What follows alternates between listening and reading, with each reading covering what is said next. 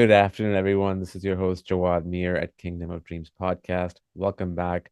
I wanted to talk to you about 1 week of no episodes before we dive into today's guest. I had been traveling to Geneva for a screening of my film In Search of My Sister, and just had been able hadn't and just hadn't been able to plan ahead of time to get the episodes. Plus, with Christmas coming, you've seen the new logo. The lighting kind of reflects that new logo. I'm going to be moving around things, changing up some stuff. But for now, here is my conversation with cinematographer Don Burgess, who spoke about the most recent film of his with Robert Zemeckis, Tom Hanks, Robin Wright, and screenwriter Eric Roth. Here, Don Burgess has been on this podcast about six, seven times talking about different films. And this time we not only talked about the film, but we kind of dove into a little bit of a personal element in his life, just on the surface, which is something I'm going to try doing more now, depending on who I'm talking to, depending on what the theme of the film is. But without further ado, here's my conversation with Don Burgess. It's been a while. It has. Looks How like have you you let it been? grow there a little bit. Hair's got a little longer. Yeah, I think you inspired me, Don. How have you been? What have you been up to? Keeping yourself busy? Yes. So over the summer and the fall, I was in London doing Thursday Murder Club with Chris Columbus. Right. Mm, which was great. Which was great. We had a lot of fun making it. Amazing cast. Um, Helen Mirren, Pierce Brosnan, Ben Kingsley, Seal Emery.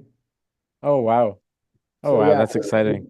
all-star English cast. And the book was written, there's a series of books, The Thursday Murder Club by an English writer. So it's an Amblin project, Spielberg producing for Netflix ultimately. That's awesome. It's good to see Chris Columbus reconnect with Spielberg again after Goonies. I don't think they ever worked after that, um, since the Goonies, if I'm not mistaken. Or Gremlins, maybe. Gremlins, maybe. I don't know what the last one was, but it was great to see them together again. And he came to visit the set in England while we were shooting, and Super. a lot of old stories, a lot of great stuff. And a lot of those guys, like Zemeckis, also worked for Steven earlier in their careers. And Yeah. I think Steven might have been the first guy to buy a screenplay from Chris. He Uh, was. He yeah, was. Yeah. Yeah. and That's then amazing. Jack Rackby became his agent. So he and Bob. So Jack, ended up a lot of those young guys that did extremely well. It's so crazy. I was watching Bob's interview just recently. He came on Bill Maher's podcast, Random Club, I think it's called. Oh, Um, yeah, this was like a week after or before the film release here. And it was a great conversation. It was not just about the film, it was just about a whole bunch of the stuff, politics and life in general. And I was just surprised to see, because he really does very few press interviews aside from like, media junket and all that stuff. right. It, time has passed, that it's just crazy that how it's been 30, 40 years since all those big 80 movies and 90s. We all know that, but when you see it in retrospect, it's, Right. very interesting to see and feel Yeah. that. Yeah. And with Bob, he's still as enthusiastic and exciting and excited when he's directing, here as he was when I first met him on the Back to the Future movies. He Yeah, still has that enthusiasm. It's great. And I think that he keeps it interesting by coming up with new ways to tell stories and kind of reinventing cinema every time he goes out and makes a movie. 100%. I was actually trying to get him on the podcast. I spoke to his manager, but I think it was a little too late in terms of press work, but probably for the next project. But speaking of here, I first learned about this project from you around last year or maybe even a year and a half ago. And at Mhm. that time, you just told me about it, that how it's just like, one frame and one room, Tom Hanks, Robin Wright, Eric Roth, Robert Zemeckis, and yourself involved in it. And then obviously I saw the trailer and I went to see it, right? And first 8 minutes, the gimmick was there. The one frame that you can, because it keeps flipping, introducing the story and the characters. But after that done, I can't tell you how much involved I was into the characters. And I totally forgot about that locked camera completely.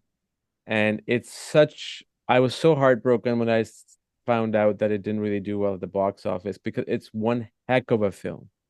It is a beautifully shot film, acted film, written film, directed film.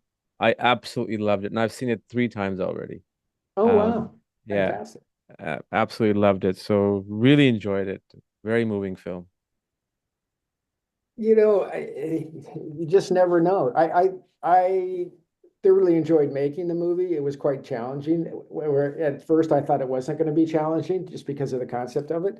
But then once Yeah. Corp got into it and figured out what that really meant and how we were actually going to execute it, then it became very challenging.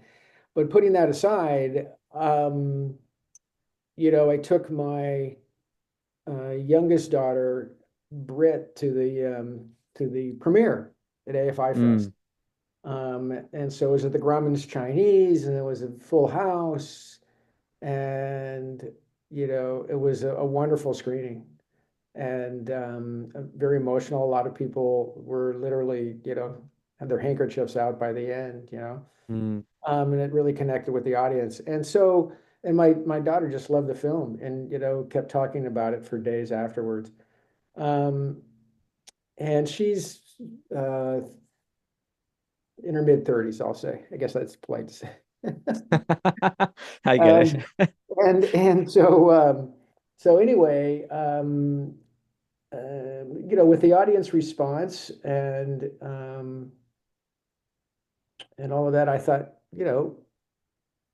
people of that age group will hopefully will show up and see the movie, and the word of mouth will be good, and we'll see what happens. But I was unfortunately, it isn't talking to people the way I thought it would. But I love the film, and um, I think it may be one of those things that will show up down the road. People going, that Zemeckis film Yeah. here was, I had no idea. I wish I'd seen it. We'll see. Yeah. No, Time will. I was thinking about that because when I went to see it in the theater, it was the second day after the release, and there was like 5 people in there, which was Right. shocking. And Shocking. I thought about the fact that, when people in my age group, in our 40s and 30s, when we get to that age, Mm. late 60s, early 70s, I think it would resonate way more with some people than it did right now. I Right. truly believe that. Um, Yep.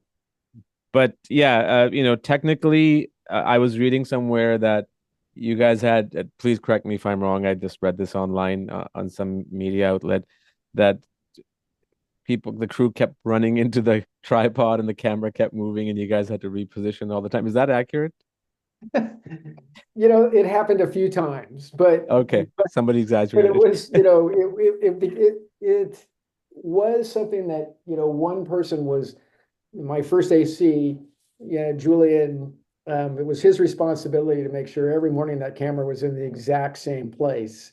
And it took time with lasers and everything else to make sure we had it right, and especially because we had a couple of those sets that we would go back and forth, right? So that we had two interior sets that we would move back and forth depending upon, we finished the work in that particular era on that particular day. Now what do we do? So we always had to be ready, to go to another scene. And so making two sets perfect, like I said, oh my God, what are the chances of this happening? But they did it, they did it. And every day we would, I had a bracket made that was bolted to the stage floor, not to the set.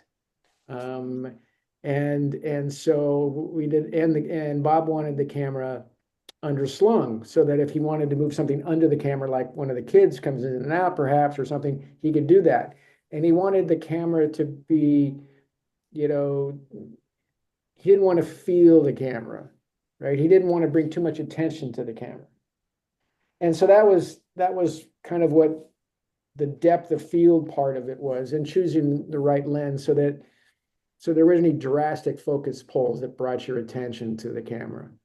And so, we had to balance, and we had an LED screen out the window that was the main source of the images out the window.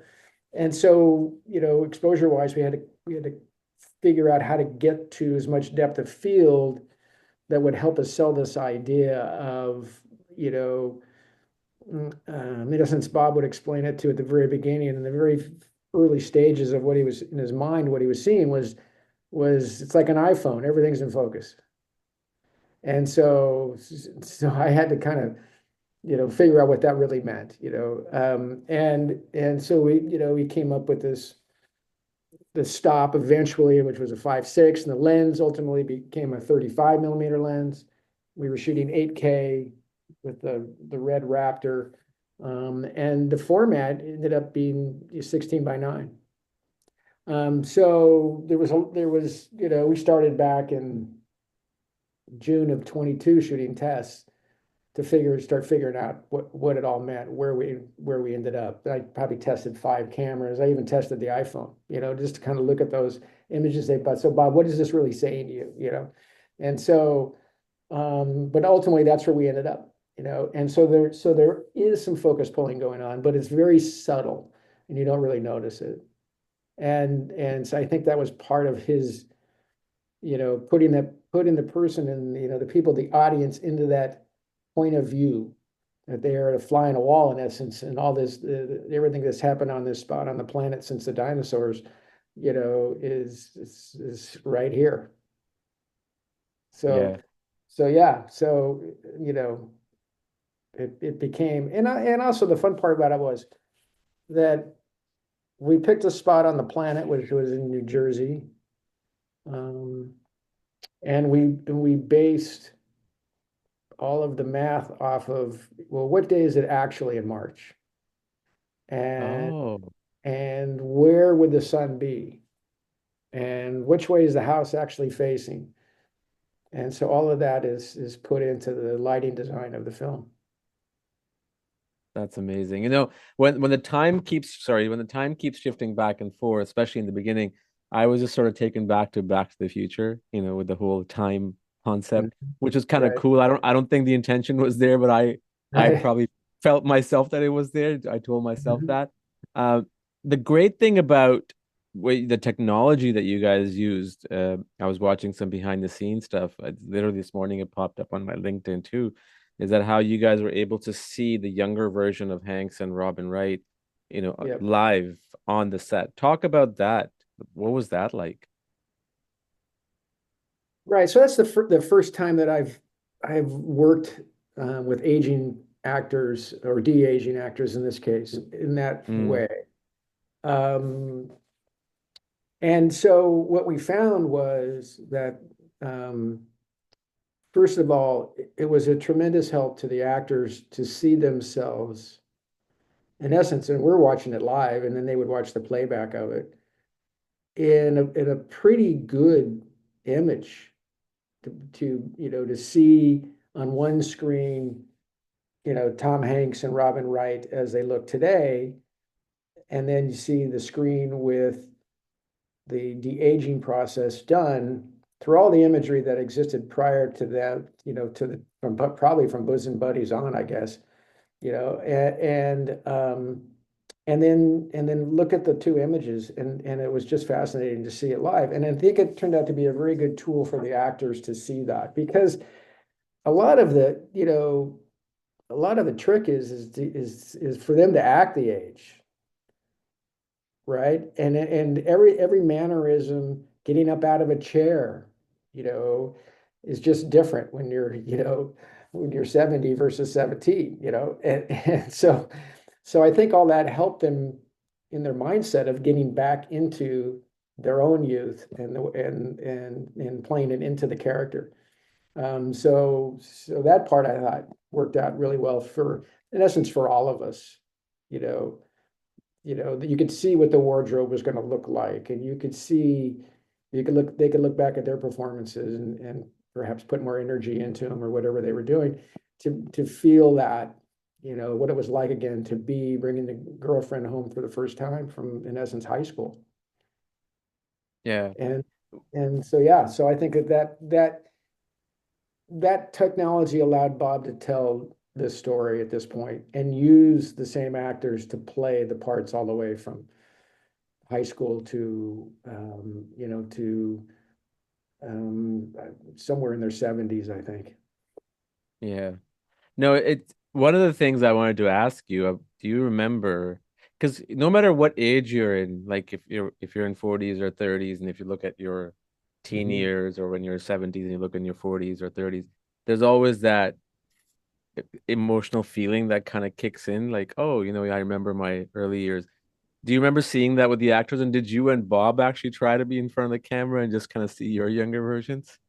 No, because it wouldn't show our younger version. I would Oh, turn because into it was Tom already Hanks. programmed. Yeah, I would turn Right. into Tom Hanks, his younger version. So that was, it was a little odd. Um, so yeah, so that's what's happening there. It's trying to take the face that's in front of the camera and make it whatever, year we decided, whatever stage. So every scene had a stage, defined before we started shooting the movie. So here's Tom in phase one, phase two, phase three, phase. Mm, So all the scenes had kind of been pre-designed prior to the movie, and so the imagery was already, put into the computer bank to, make that work. right. Yeah, there's some apps out there that do that, but they're probably not as powerful as obviously what you guys utilized. Um, with this film, being in one room, blocking is very different, yet maybe not that difficult. Maybe it is. And a lot of the spots were very consistent, more or less throughout the different time periods where action was happening. How was this different for you and Bob, specifically for you versus other stuff that you guys have done? Was it easier? Was it more challenging in terms of blocking strictly? Well, I think at one point I turned to Bob. I said, "Bob, this might be the most complicated thing we've ever done." And with Bob, generally speaking, the camera never stops moving. Yeah. The camera becomes a character in the film in a different way. Like Michelle Pfeiffer said to him once in What Lies Beneath, "Oh, Bob, you want me to dance with the camera?" And a lot of times it is a dance with the actor and the camera, to kind of heighten the drama of a scene and how the scene is blocked. So with this, the different challenge was, well, we can move the camera, right? So we've got to talk this through and figure out where that camera needs to be because, ultimately the cheat is this. The cheat is all the main characters walk into a close-up at some point. Oh, most of the Yeah. characters walk into a close-up. Now, if you think about it, that's impossible because they're all different heights. So the way we solved the problem was that the camera was set at the perfect height and lens tilt angle for Tom Hanks. And then everybody else either was lifted or lowered. So Paul Bettany being the tallest, we called it the Bettany box, right? So we had a section that would come out. So when he walked into a close-up, he would be in the right place. And then with the ladies, we had ramps so that they, as they got closer to the camera, were actually walking up a ramp. So when they walked into their close-up, it was actually perfect for this movie, shall I say, when I say perfect. So, you're still doing the movie tricks that we've always done with Apple boxes and different things to keep actors at the heights that you want them. But normally, when somebody would walk into a close-up, you may boom up the camera or you may, boom down on the camera. So depending upon the shot, so that when they land and you push into that close-up, you're at the perfect height for that close-up. So those were challenges that we figured out how to solve those problems to actually make that work also. So that's, the fun of making movies, right? To create the illusion of reality in a situation. And it's a little bit, a lot of these little magic tricks you call them that you kind of that you don't notice as an audience watching.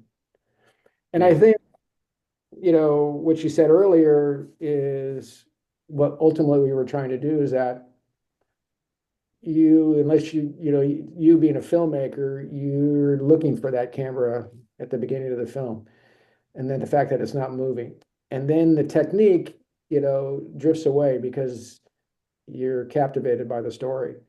And so Hmm. that means we did our job right, I think. Yeah.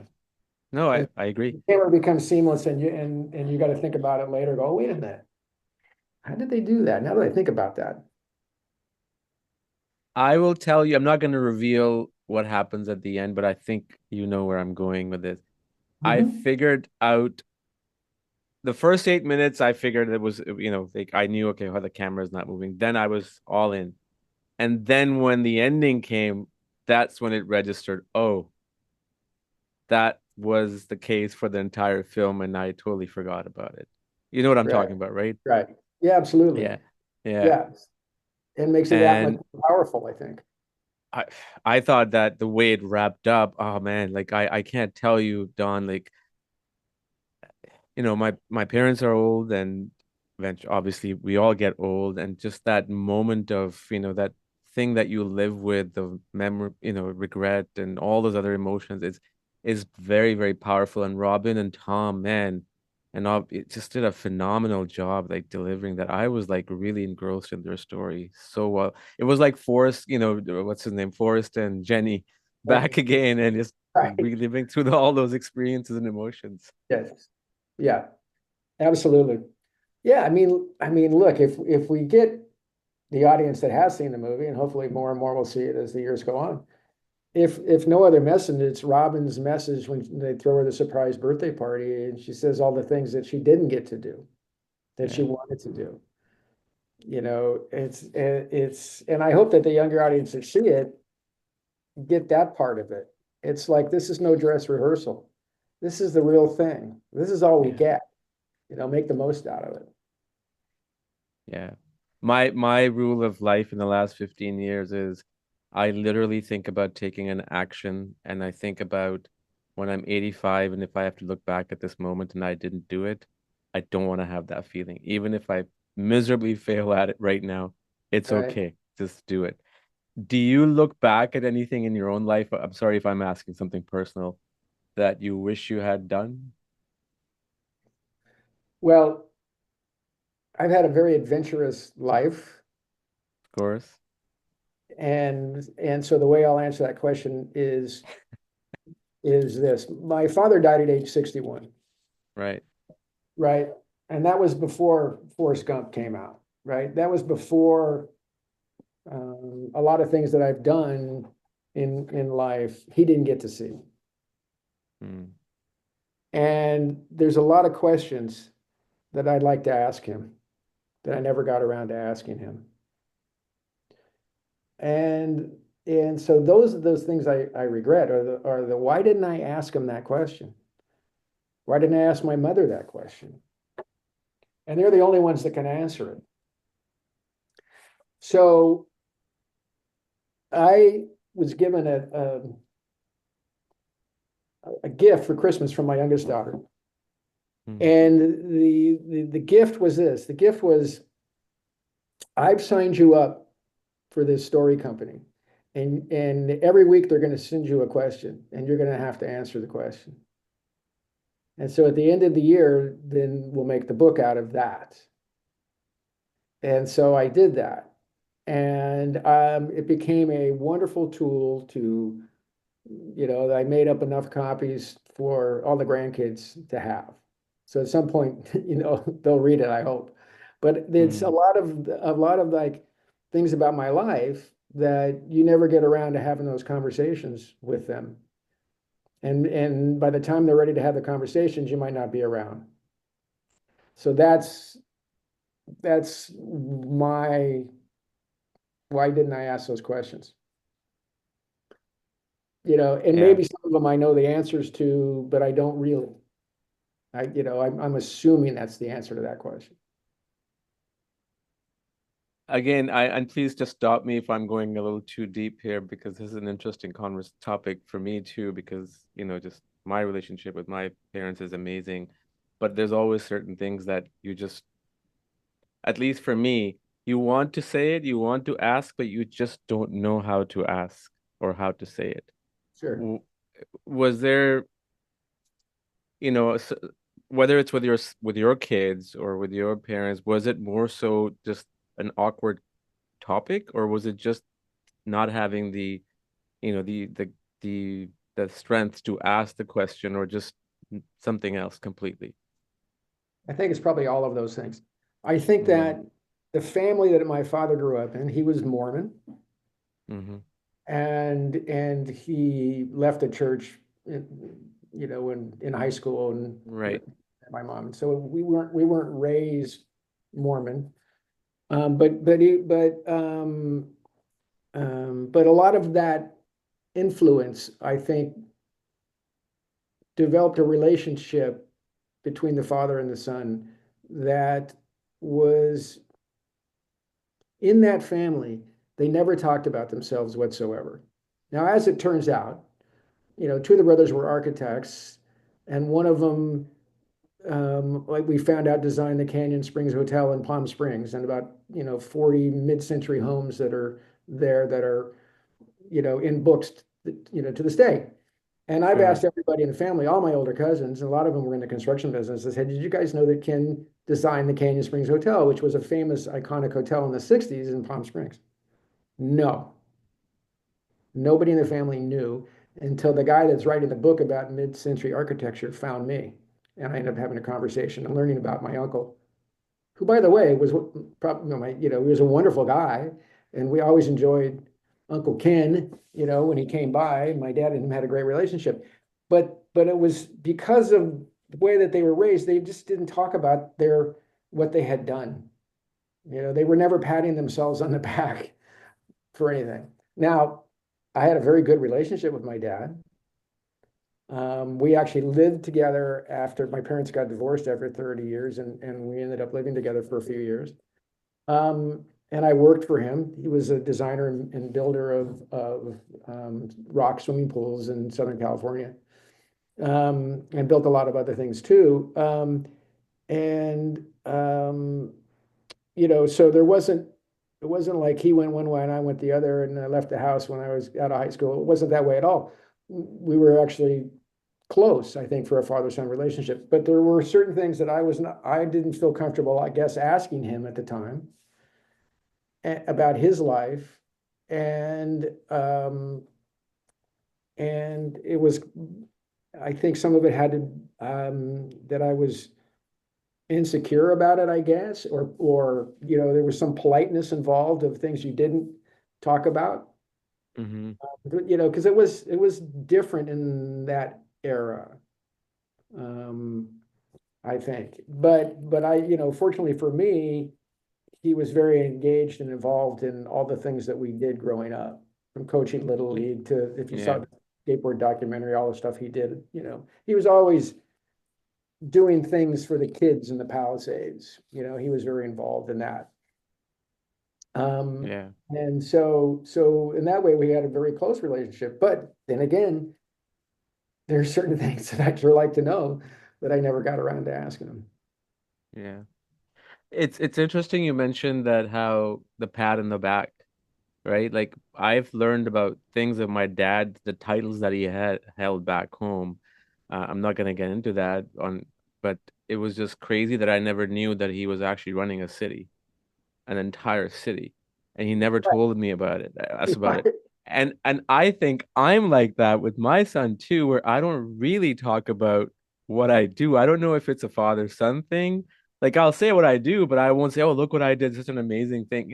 It's never like that. I don't know if it's a father-son thing or what it is, You but know, I can tell you with my own son that he would never let me really teach him how to do anything. yeah, he told me about that. And that he would, I'd say, even riding a bike, he would just one, no, no. And then one day he did, "K Dad, I want to show you something." And then I'd go outside, there he is riding a two-wheel bike. I'm like, okay, that's the way this is going to be. And even when I coached him in Little League, it was the same thing. I couldn't really coach him. I could coach the rest of the kids, but I had to leave him be, in essence. Yeah. And he probably knew more about baseball than I did anyway. So it didn't matter much. But but yeah, but I don't, and where did that come from? I don't know. Something in our breeding, perhaps. Yeah, yeah. Well, thank you for taking the time to talk about Sure. something totally different. I appreciate that.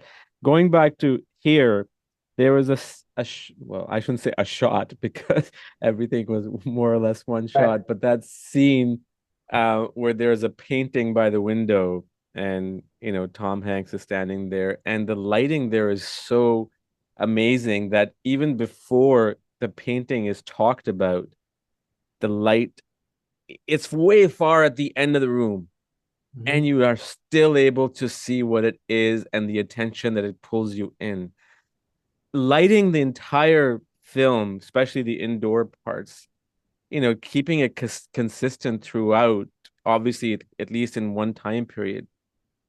Again, challenging, I'm sure. If you can talk about that, how you overcame all those obstacles in that sense. I think what terrified me about the idea of it from the beginning, from a lighting standpoint, was being redundant. Like, how many different ways can I light this room? Right. So, but ultimately, when we break it down from a storytelling standpoint, number one, like, what does the audience need to know? Well, it's December, it's snowing, that sort of thing. It's Christmas time. And this scene needs to take place. The kids are in their pajamas. Is it dark out? Yeah, they're in their pajamas and it gets dark at 4:30 at this particular. Yes. So you break it all down that way first, logically. Then once you have that basis to work off of what it is, then you push the dramatic side of light and shadow. And so then what I mean by that is, where do we want the audience looking in the frame? Now, granted, if Tom Hanks is in the frame, everybody's going to look at Tom Hanks. But Yeah, the picture in the background is a great example of, well, what does the audience really need to see here? What's the important element what's the red dot, as Bob calls it, of the scene? And then you use, normally you would use lenses and depth of field and a lot of things to force the audience to look someplace in the frame. right. And so, without the depth of field necessary and the wide lens, you have to use a lot more lighting perhaps to break up the frame into where you want the person to look in the frame. What's that dramatic beat that you got to sell? And so then that's where you're fine tuning to kind of, do the best you can to kind of sell the idea. And Yeah, so it became, less about how we're going to do it differently of, let's start with the reality of it's 8:30 in the morning. Let's just start there. Because that's what we mm, got to, the audience needs to know it's 8:30 in the morning. And what's it going to look like here at 8:30 in the morning in April? Because it's going to look a lot different in August than it is in April. And sure. that sort of thing. So you start with logic, or at least I do, and you go from there. And so I think ultimately it gave us, what ultimately you want is you want all those different looks to happen in the same place. And so you take the characters, you take the set design and the set dressing of the time period, and so that creates a lot of it. And then you kind of highlight the better parts of it, or try to make the image interesting to the audience of what they're looking at. And then you kind of heighten that reality, and then hopefully you get them to look where you want them to look. Or like the magic is get them to not look in a certain place. Yeah, You know. Um, and then it's taking dramatic license. And so one of the scenes that I found real interesting is that when it came to showing the movie, the family sitting and watching the home movies, right? So Bob says, I want to be able to see the image through the back of the screen, mm, right? Now, most home projection screens, you wouldn't see the image through the back of the screen in yeah, reality. However, those images that Bob comes up with that people buy instantly. Nobody's thinking, well, you'd never see the image in the back of the screen, right? Because and by the way, a lot of people aren't old enough to even have, Yeah. been raised around home movies where you used to pull out the screen and then, and then show the movie on the screen. But it works in the movie. You don't even question it at all, that you could actually see that image through the back of the screen. And so that's a problem that need to be solved. How are we going to make this work in this frame? And this is where the camera is, period. And I see that scene and I just love it because it's Zemeckis, with his, this gifted wisdom of how to sell an idea and tell a story in cinema with imagery. And he Yeah. just Oh, you're tees so, stuff up, and then you put it all together and you go, yeah, that works. You know, yeah. Yeah. Oh, you're so engrossed into the whole scene of them watching their family videos, right? Like which we yeah, all can relate to. So you don't even think about, what do you even or is it think even about? possible or not? Right. Um, th- Again, when the film began, I didn't realize until the first set of dissolves that came in, like the blocks, if you want to Hmm. call them dissolves. Right. It didn't occur to me that, I didn't question myself, how are they going to go from shot to shot without jump cut if the camera is not moving, right? Right. But obviously it was not like a cross dissolve, it was not like a morph or anything. It was just a very creative way of changing scenes. Was that something that, for as far as you know, was something that Zemeckis knew before the production began? Like, was that all tested out, or was that more of a post-production thing, just to have that creative transition? Right. So the boxes exist in the graphic novel. Ah, So that was always the intent of doing that to some degree. Like that was, because you got to keep finding a lot of ways to do this, right? And so, the dissolves of the movie were a lot of things, but the boxes gave Bob, like it is in the book, the opportunity to, well, the first thing the audience is going to see of the new scene is the radio that's in the box. And then that eventually yeah, will grow into the whole frame, and that'll be the transition into the next scene. So he had a lot of sleight of hand of, for instance, when Robin has been to town and she's walked back from town and it's a snowstorm and it's at Christmas time. And you actually see her in the snowstorm first without the house. And then the house dissolves in around the window. Then you see her out the window. And then you see the Christmas tree and, the inside of the room. And eventually Robin walks into the room, takes the coat off, and discovers Kelly Riley, is passed out on the floor and ultimately has had a stroke. So yeah, that was another way of making transitions from scene to scene to scene. And a lot of times you won't stop. You won't just go from one scene to another. You'll go one scene into another time period, another scene for a brief moment, and then finish on the scene on another scene that where the next real scene is going to take place.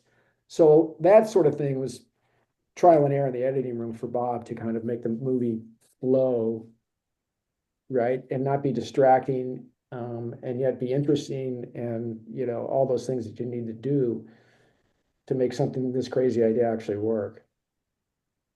yeah, yeah. No, yeah, I again, like I said earlier, it worked for me on every level, and the idea, it was kind of like, I mean, I hate to use this as an example, but it was like Forrest Gump meets Back to the Future.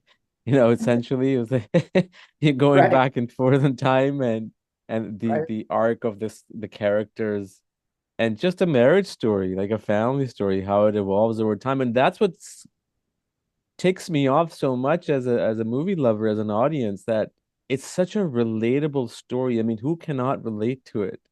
And yet right, people didn't go to see it.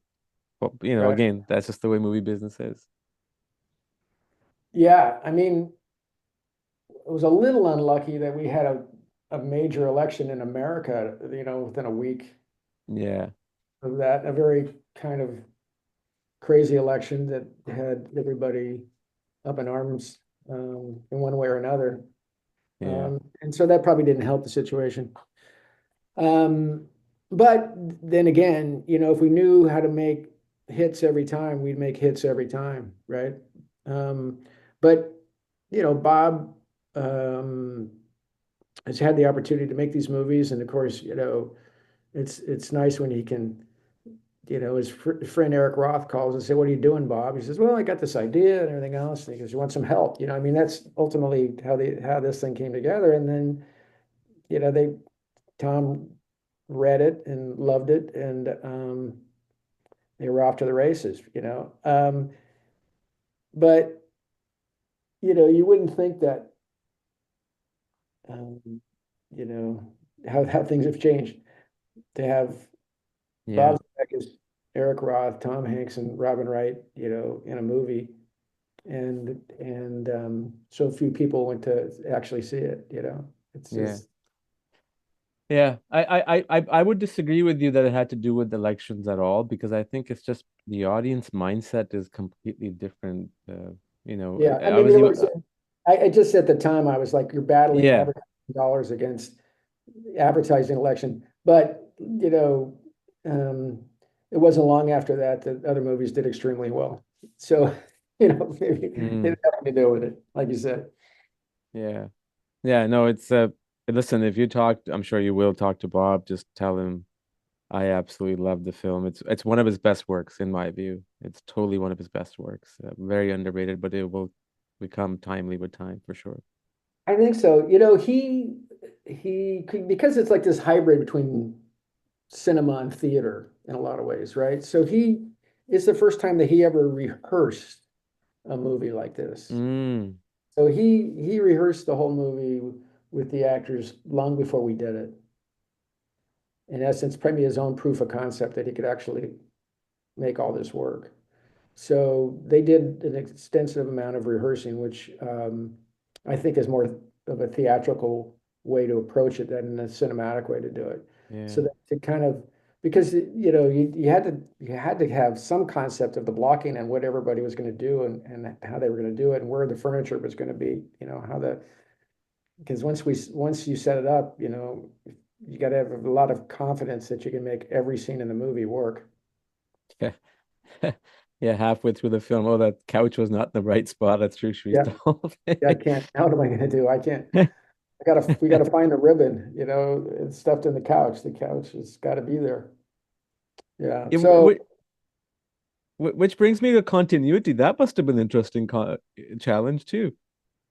yes, because you know every scene is in a different time period, Yeah. basically.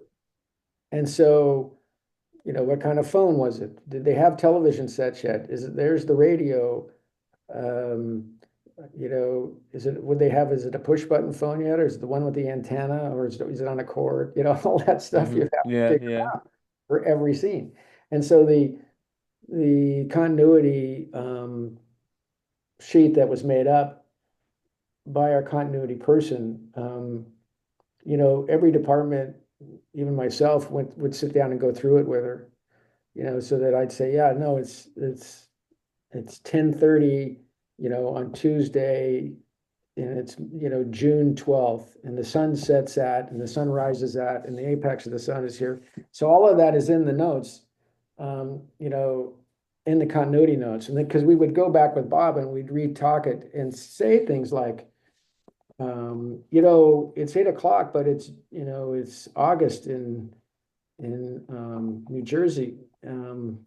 So it's still light out, Bob. That, and we'd have to kind of remind him of that, and then can we shift that? If you don't like it, if you want it dark out, can this scene take place at 9 o'clock? Well, he's just coming home from work.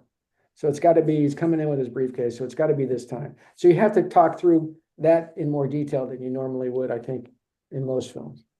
And so Right. she made a very comprehensive continuity sheet up about all that because, not only is it the wardrobe, but the hair, the makeup, and all the phases of all the normal stuff that we do, right? But it was a little more detailed than usual. And also every piece of set dressing had to be figured out before you get started. I mean, that's a lot. of work. Think about that in itself, every piece Hmm. of interest. Um, Yeah. and to make sure that the writing worked with the reality of, well, no, it's a black and white TV set. They didn't have color yet. Just things like that, it's Yeah. just endless. But Yeah. it's, No, the detailing was great. yeah. And so that's kind of the fun of like the different characters and the different way that room looked with the different types of people that lived in the room, what they made out of it. So Yeah. that was fun to see all the different ideas and because even at a certain point, actors get involved in those discussions of carpets, couches, paint colors, all that stuff, because everybody gets vested into who they are. And so that has to make sense to them in a lot of ways. Yeah. And sometimes they're like, yeah, great, that's perfect. And others, wow, yeah. I Yeah. think No, my that's character is great. ridiculous. I need a bookshelf here, something. Yeah. No, that's so cool. That's awesome. This has been great. If, thank you for, I know you're busy and everything, but taking the time and chatting about it. Looking forward to Thursday Club, you said it was, right? And comes out Thursday next Murder year. Club. Yeah, Okay. And Thursday Murder then Club. Thursday Murder Club, right? And then are you working on that you're able to reveal, or is there a project down the road that we can expect there? I'm sure there is, but that you are aware of it. Yeah, there are a couple brewing, not sure which way it's gonna go. Awesome. Looking Yeah, forward to that. yeah. And I wouldn't be surprised in the Spielberg Columbus world if there isn't another Goonies down the road. Well, that would be interesting. That's all I will say.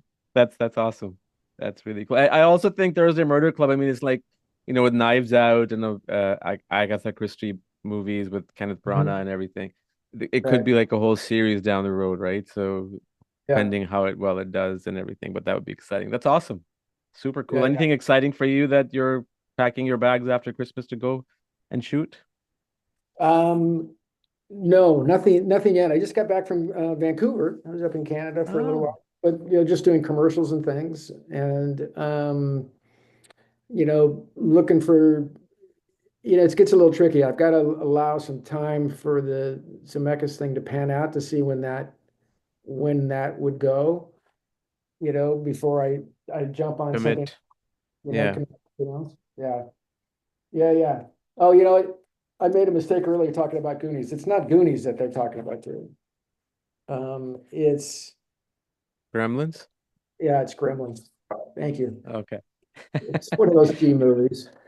I was gonna, because they talk about Goonies sequel online all the time, and I'm like, do we really need to see a Goonies Nope. sequel? And when you said that, I was like, oh no. No. Yeah, no, it's Gremlins. I think they're working on Gremlins ideas at the moment. Well, that makes sense because they've made like the animated series two season Mogwai on HBO Max, so it's Oh yeah, probably prepping up for that. So yeah. All cool. right. Stay tuned. Awesome. Good Thank you talking. so much, Don. All right. Take care. Pleasure. You too. Have a good happy holidays, Merry Christmas, and Happy New Year. Thank you. Same to you.